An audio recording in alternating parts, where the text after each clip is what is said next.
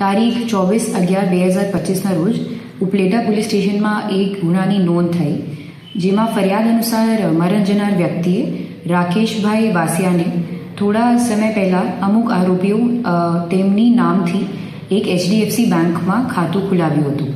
મરણ જનારની જાણ વગર આ બેંક ખાતાનો ઉપયોગ સાયબર ટ્રાન્ઝેક્શન્સ અને સાયબર ફ્રોડ કરવામાં આવી રહ્યા હતા.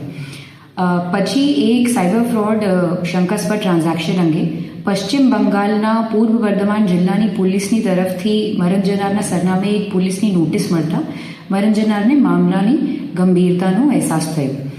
તેમ છતાં આરોપીએ મરણ જનારને વારંવાર ધમકાવ, ત્રાસ અને ભય આપતા હતા. આ ત્રાસમાં આવીને મરણ જનારને આત્મહત્યાનું પગલું ભર્યું.